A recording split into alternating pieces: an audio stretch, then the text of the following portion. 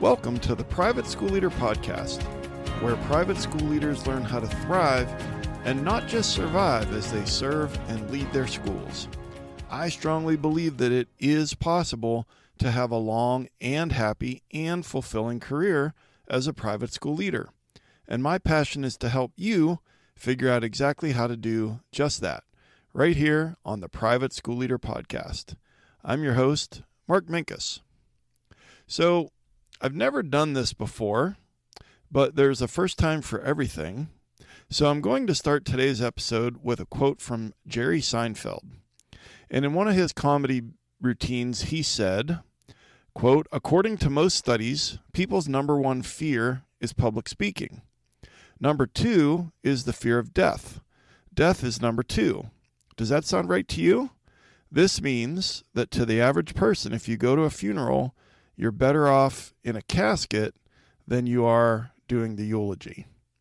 So Jerry Seinfeld, it's a pretty famous bit that he has, but he's not wrong about how studies in America and worldwide that they list the number one phobia, the number one fear in the world is fear of public speaking, even higher than the fear of death. And I don't know about you, but I see this every year in my school on back to school night. And what I'm getting at is we've got highly qualified, highly talented, highly experienced teachers that can get up in front of a group of diverse kids with diverse needs and, a wide range of behaviors and just have that class running like a well-oiled machine, and they can do that day after day after day. But if I need for them to get up and talk in front of a handful of adults, they just melt into like a puddle. And many of them, probably about half of my teachers, say that back to school night is by far their least favorite event of the year. And so teachers, most of them, are just built different. They want to all day long, they can handle kids and do it well, but getting up and doing public speaking, making a presentation, their knees start knocking together. So I want to take that the next logical step, because most private school leaders start out as educators. And that's how I started out. That's how many of you started out. And we started out in the classroom. And then, we got experience, and maybe we showed an aptitude for leadership and became a coach or an athletic director or a chair of a department or ran a fundraiser or something that gave us that little bit of a taste of leadership. And then, here we are now in this role as a private school leader. But that means that for many of us, that fear of public speaking, that comfort level with kids versus the discomfort of speaking in front of large groups of people, that we're not too many steps removed from that, and it's still in there.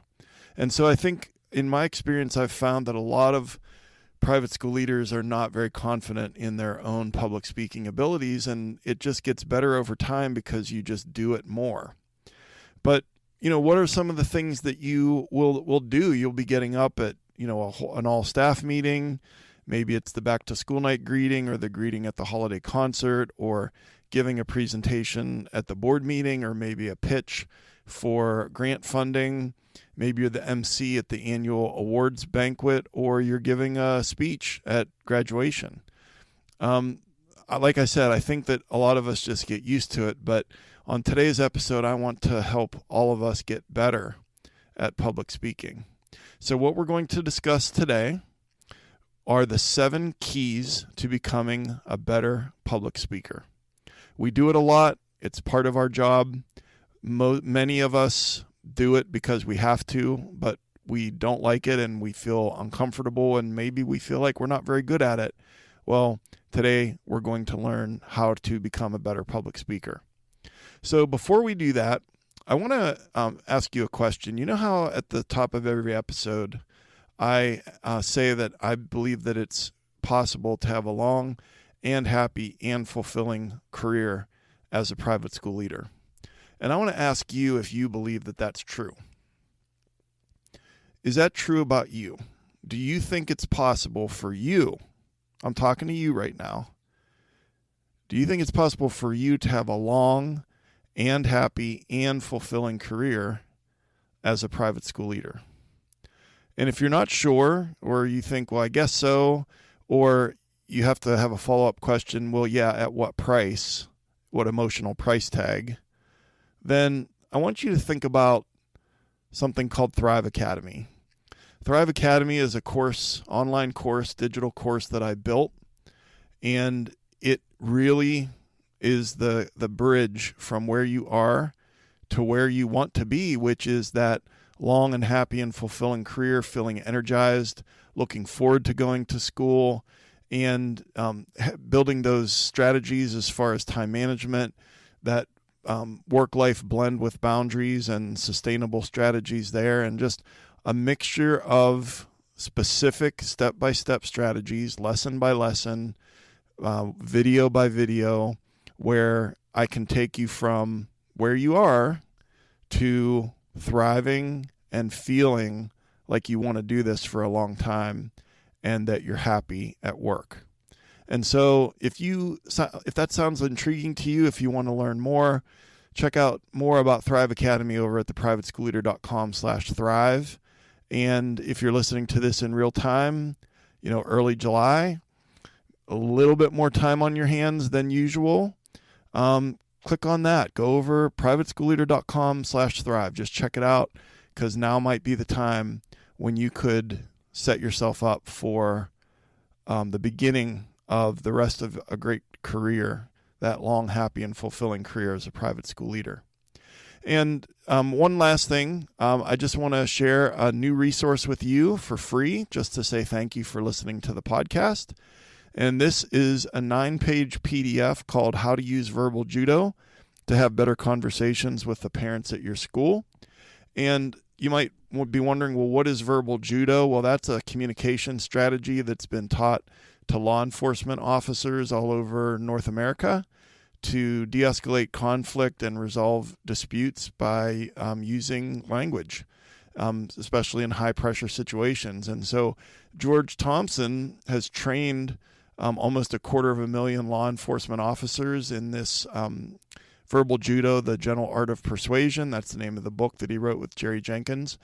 So what I've done is I've taken several of the strategies from the book, and then I've applied them very specifically to your life as a private school leader. So if you want to learn how to use verbal judo and have better conversations with the parents at your school, then just go to theprivateschoolleader.com/judo and click on that, and it's a free PDF, and I hope that it helps you with working with the parents. So privateschoolleader.com/judo.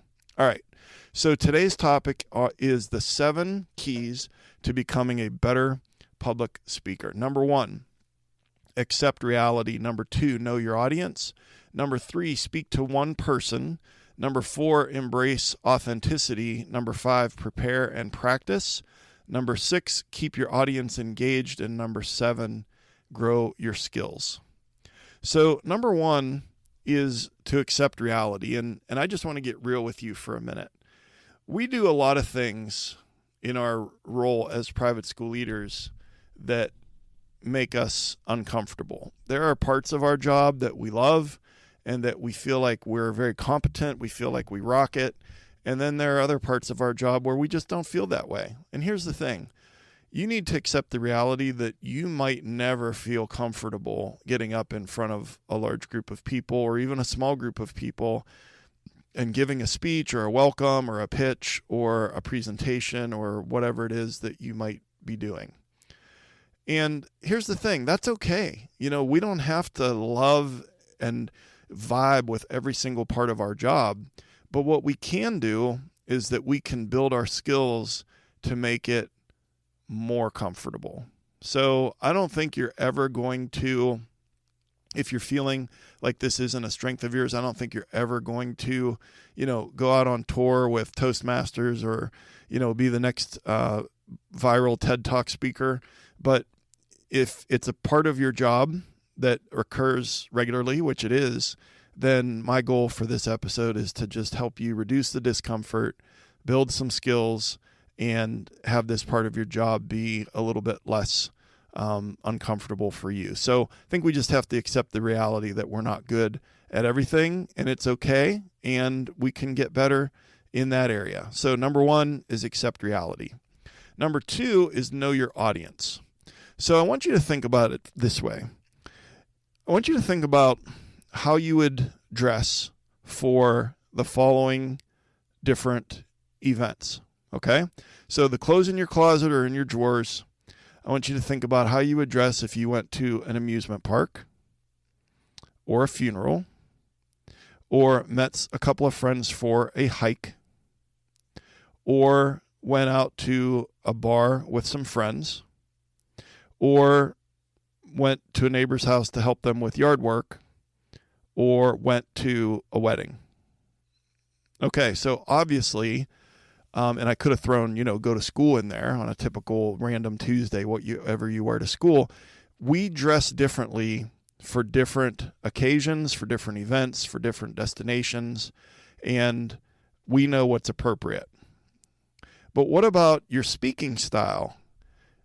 Just like the destination kind of dictates our appearance, our apparel, then the audience can kind of dictate your speaking style. So who is the primary audience? Know your audience. Are you talking to students primarily? Are you talking to your teaching staff? Are you talking to your non-teaching staff? Just a quick example there, are you using jargon that, parents or non-teaching, non-faculty members might not understand? Are you speaking with parents? Are you talking to grandparents? Are you talking to alumni? Are you talking to donors? Are you talking to prospective families? Are you talking to community members? So, each of those groups, a little bit of a different approach, a little bit of a different style. Maybe it's more formal if it's the community or if it's a prospective donor. Maybe it's a little more informal if it's your students and your teachers because of the familiarity that you have with them. With grandparents, that's going to be a little bit different than it would be with your parents. And so, again, I think that most school leaders are high in emotional intelligence, and I think you have a good feel for this. And so it's just your speaking style is to know your audience and to adjust with your speaking style. Okay, so those two probably are pretty straightforward and pretty much common sense. This one is a tactic that I like to use to help people overcome nervousness when they're speaking publicly. So number 3 is called speak to one person. Speak to one person. So I want you to imagine that you're getting up at back to school night and you're doing the welcome and you're talking a little bit about, thanking people for coming, a little bit about the how the format of the evening works. You drop it in a couple of anecdotes, how excited you are, for a new school year and, just a few things like that. Okay. So, this is something that some of you, it's like you're listening to this and you're thinking, yeah, I could wake up at 2 a.m. and do that in my sleep with no prep, of course. And there are others that are listening to this that just got like a pit in your stomach just thinking about doing that and everything in between. Okay. So whatever the talk is, and whatever the stakes are, see, that's the other thing that gets us more stressed is what are the stakes? The stakes aren't that high at back to school night. You just have to get up there, look competent, sound competent, and then send everyone on your way. But if there are, higher stakes with regards to like donors or, maybe there's some problems bubbling up in the school and you're having a staff meeting and you want to address, this problem, then sometimes our stress will increase. So here's the scoop. I want you to, when you get up to speak, is to speak to one person. And what I mean by that is, let's say that there's a person in the audience. I want you to think about it as if that person was you were talking to them one-on-one in your office, or you bumped into them in the hallway, or you were sitting down at a coffee shop. And whether that's a teacher or a parent or a grandparent, or maybe it's an avatar of the average of your audience. So let's say you're speaking to the grandparents on Grandparents' Day, and you don't really know all the grandparents that well. You're speaking to a grandparent, an avatar of a grandparent.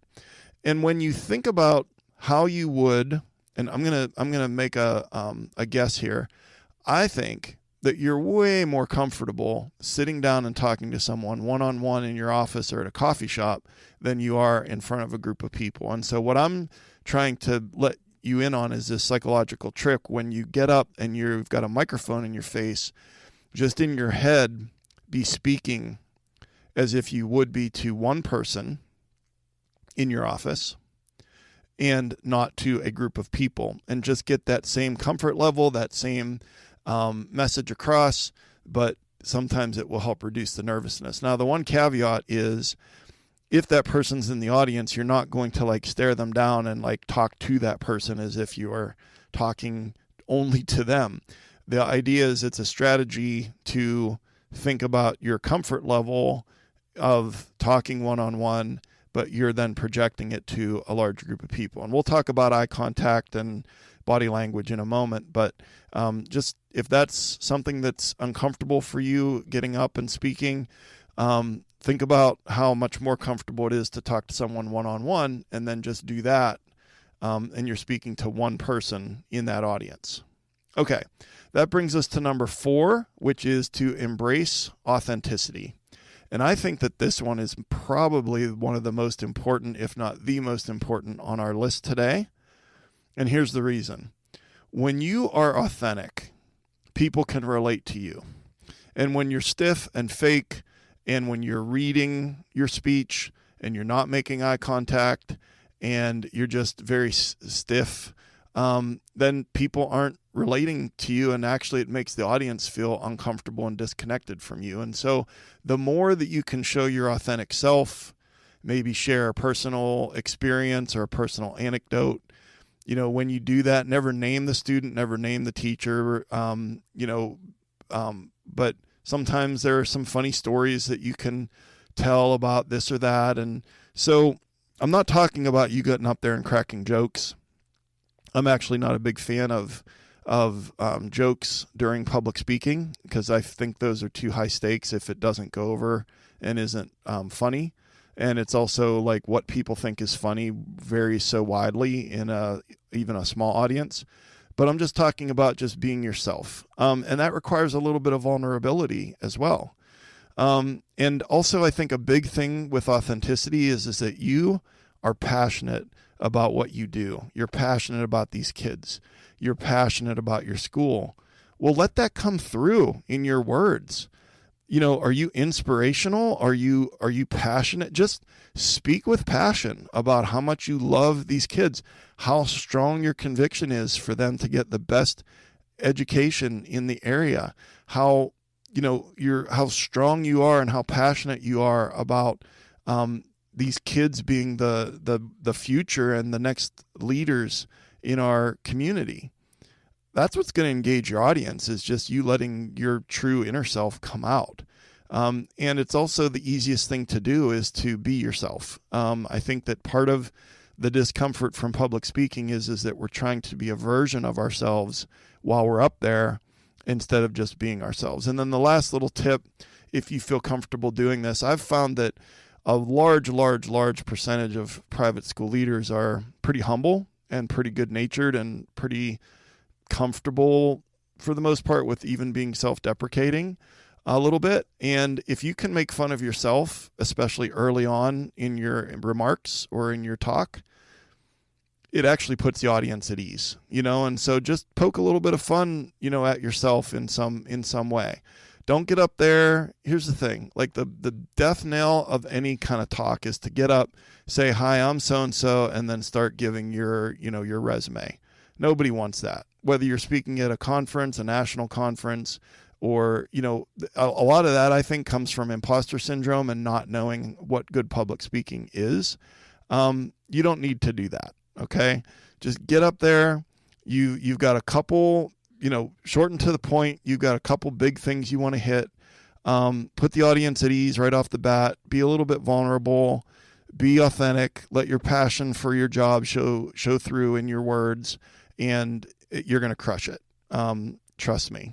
And number 4 is embrace authenticity. So we're talking about the 7 keys to becoming a better public speaker. Number 1, accept reality. Number 2, know your audience. Number 3, speak to one person. Number 4, embrace authenticity. And then number 5 is prepare and practice. So sometimes we're asked to just off the cuff, to say a few words. Okay. It's impromptu. I've just found that in my experience when I'm speaking and I decide to ad lib or just go off script or off the cuff or impromptu or however you want, you know what? That's when I get myself in trouble. And so I just try to keep it simple. So let's say that you're at a Rotary Club event and you're there with other community leaders and they say, well, here, you're from ABC Day School. Yeah, maybe you stand up and say a few words. Okay. You're in that moment. The eyes are on you. You weren't prepared. You know what? Keep it simple. Praise the kids and the teachers at your school and thank the host. So grateful to be here. Rotary's doing such great work in the community. At ABC Day School, we love our kids. We love learning. And we've got these amazing dedicated teachers over there. And we're just so thrilled to be able to add value to these kids, and hopefully they can add value to the community. Something like that. It's just when you get asked to speak without any knowledge, keep it simple, praise the kids, praise the teachers. Okay. So I just want to get that one out of the way. But most of the time, you're going to know ahead of time that you're going to say a few words. And when that's the case, that's when prepare and practice comes in. Now, some people think that means to have a bunch of note cards and to memorize the script or to read the script. And I beg you, please don't do that. If you want to put your audience to sleep, if you want to appear somewhat less competent, and again, there are some things, I want to give a little sidebar, a little caveat, a little, disclaimer. There are some things, especially if it's a personnel issue, if you need to be very precise in your language. This was certainly true with COVID. If it's in a change in the employee handbook, there are things you want to read word for word. Okay, that's not what I'm talking about. I'm talking about kind of a free-ranging speech with 3 points. And, so my big suggestion is on one piece of paper, not note cards. And here's why I'm not a fan of note cards is you get those out of order. And it's easy to get note cards out of order when you're stressed and nervous. Then it has a cascade effect on your talk, on your speech, okay, on you speaking publicly. So I always just use one piece of paper. Sometimes it's an index card, depending on the length of the speech or the talk, the comments, the remarks. And so it's okay to prepare and practice, in front of a mirror. People who give TED Talks, I know 2 different people that have given TED Talks, and the number of hours that they practiced was crazy. I used to want to give a TED Talk. I'm not so sure. It used to be on my bucket list. I'm not so sure anymore. But anyways, the whole idea is that thoroughly prepare, practice, in front of a mirror, maybe in front of a family member, that kind of thing. Take that feedback. And then here's the thing, that practice, it helps you kind of refine your delivery. Maybe it helps you feel a little more confident, a little less anxious. And just people want to hear from people that are being themselves, that are being real. There's too much fake in the world right now. There's too much manufactured reality. There's too much the sound bites and I can't stress enough just to be authentic, be yourself, be professional, but be real. And that'll make a huge, huge difference. Okay, that brings us to number 6. Keep your audience engaged. Number 6 is keep your audience engaged. And so this is when we get into some rapid fire, kind of a potpourri of best practice when it comes to public speaking. So your body language, okay? Open body language, open palms. I'm going to link in the show notes at theprivateschoolleader.com/episode 90. I'm going to link a TED Talk. I believe it's by Julian Treasure. I think it's called Talk So That People Will Want to Listen. There's a couple of TED Talks that I'm going to link. One is called Death by PowerPoint. And we're not really talking too much about presentations, but that one is fantastic. And then also linking a TED Talk of Rory Vaden. And Rory Vaden talks about like time management and productivity, but he also was a Toastmasters champion. And so just watching his TED Talk and seeing his body language and his facial expressions and his speaking style, Rory Vaden is a master communicator. Okay. So when we're talking about number 6 here and we're talking about body language, open body language, not closed, moving around a little bit, you're probably kind of tied to that microphone, but a little bit of body movement and also we've got that's the nonverbal. We've also got the verbal, change in tone, volume, pause. We don't pause enough. Let silence do the heavy lifting. Let that last point kind of sink in. The ums and ahs, and there are plenty of ums and ahs on this podcast, okay? But when you're speaking, I've read probably some of the best advice, and that is to replace the ums and ahs with silence. And it completely changes a talk, a speech, remarks, whatever you want to call it, a presentation, when you can start to change the ums and ahs to pauses and silence, and let the silence do the heavy lifting in letting people form an emotional connection with what it is that you're saying. So we've got the body language, we've got the tone and the inflection, the intonation of the voice, volume, pauses, so on and so forth. Eye contact. Okay, so you don't want to be looking down at your notes or down at the microphone or at your shoes the whole time. You don't have to be making eye contact all the time. And here's a little trick that I'll share with you that I've used for many, many years. When I'm speaking, I never look actually at people's eyes. I look at everybody's foreheads, okay? So there's a reason for that. Because I remember years ago I was speaking at a conference, and I'm speaking and I'm like looking around, I'm making eye contact, and then there was 2 people sitting next to each other, and both of them had their eyes closed. I think they were asleep. They nodded off.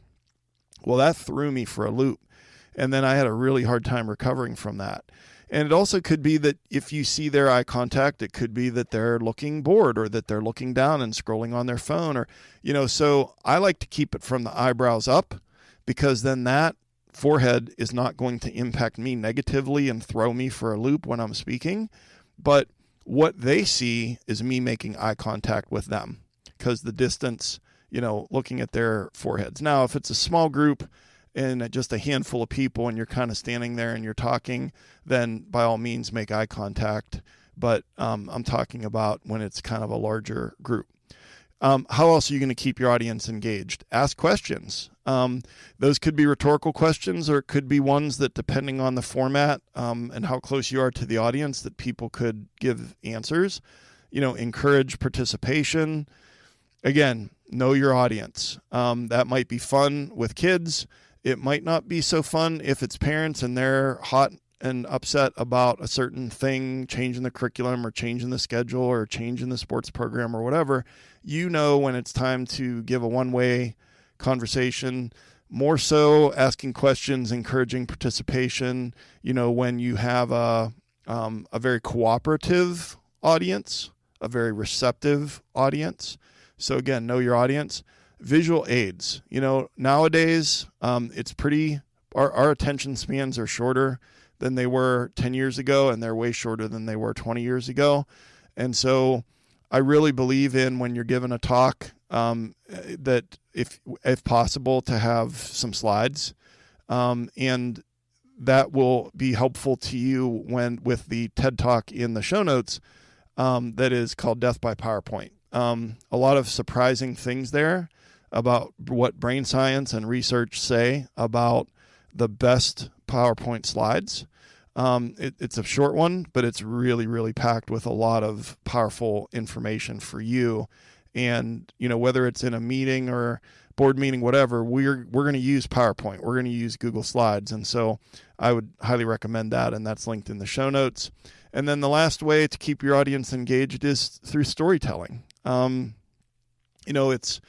It's something that has been passed down from generation to generation, for centuries, all the way back to the beginning of time, storytelling.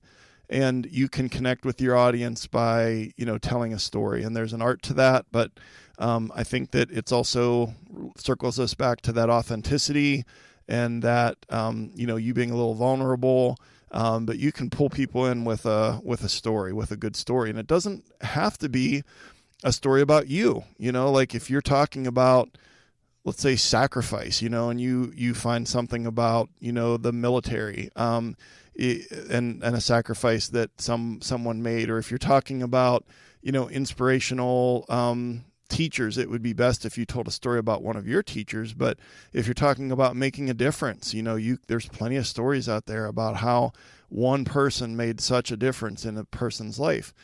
These stories are more powerful when they're about your own experience or things that happened at your school, but you can also find famous stories about famous people, or maybe not so famous people, that could help make your point.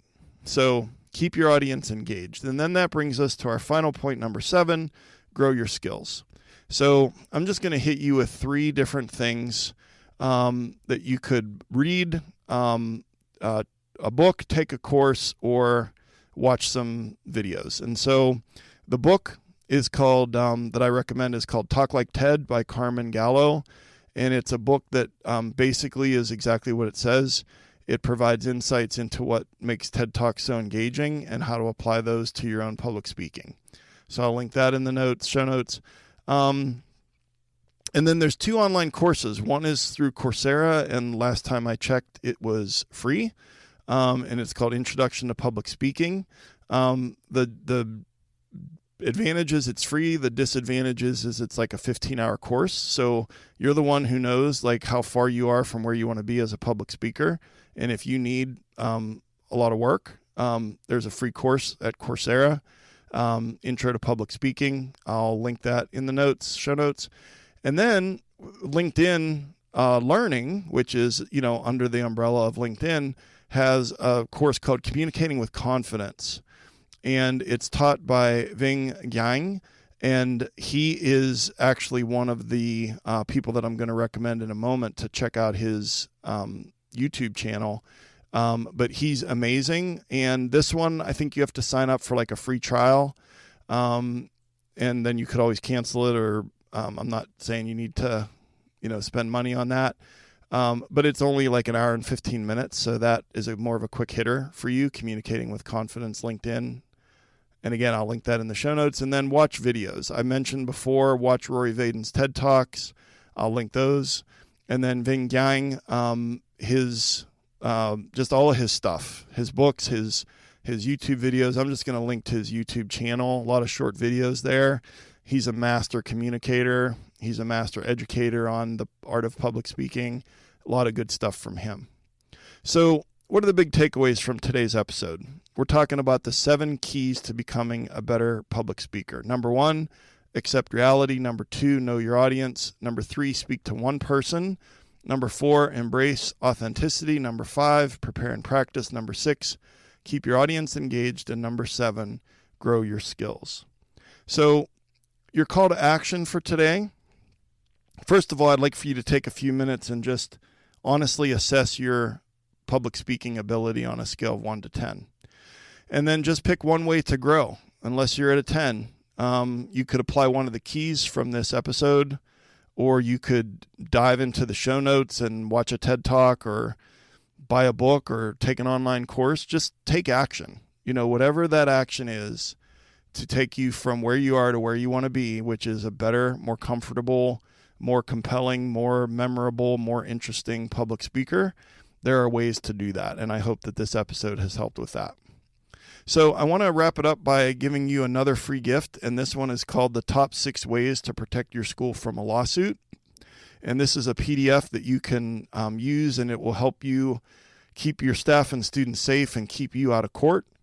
Litigation is expensive and time-consuming and very stressful, and there's a huge emotional price tag that goes along with ongoing litigation in our schools. And I can't say that this is going to prevent every lawsuit, but the more intentional that we can be and more proactive that we can be, the less liability exposure we will have. And so this is at theprivateschoolleader.com/lawsuit, and it's called the top 6 ways to protect your school from a lawsuit. And that's theprivateschoolleader.com/lawsuit. Just to say thank you for listening to the podcast every week. And then one last time, I just really believe that Thrive Academy can change your life. It can change this upcoming school year. You don't have to make all the same mistakes that I made. Let me teach you how to go from where I was, which was in the hospital with ulcers and struggling with my relationships with my daughters and my wife and sacrificing myself on the altar of my school, to a point where I am thriving and I am having a long and happy and fulfilling career as a private school leader. So how do you go from where you are to that? Well, I can teach you that in Thrive Academy, and you can learn more over at theprivateschoolleader.com/thrive. So shoot me an email at mark.o.minkus@gmail.com. Let me know about this past school year. What was your biggest pain point? Would love to hear from you. Subscribe to the podcast. Don't miss an episode. And the show notes, as I've mentioned, are at theprivateschoolleader.com/episode 90. And a new episode comes out every week wherever you listen to podcasts. If you would please write a review and rate the podcast, it helps the algorithm push this out as suggested content to leaders all over the world. We're now in 57 countries. Just added Kenya and French Polynesia within the past couple of weeks. And so leaders all over the world are getting help from this content. And then most importantly, if you get value from this podcast, please share the link with another leader in your life, a leader at your school, or an aspiring leader at your school. We need to raise up the next generation of school leaders, and this content could help them. And I've been your host, Mark Minkus. I appreciate you. I appreciate the hard work that you do at your school for those lucky kids.